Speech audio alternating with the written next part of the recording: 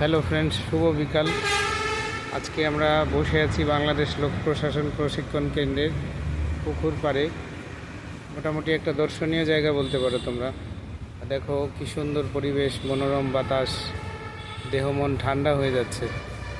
এরকম পরিবেশের সাথে মনকে যত মিলাবা তত ভালো লাগবে, মনের মধ্যে নতুন কাজের স্পৃহা জাগবে। এটাই হচ্ছে প্রকৃতির দান। আর এই মানুষ হয়ে মানুষ একদিন মানুষ থেকেই ছাড়িয়ে যেতে হবে।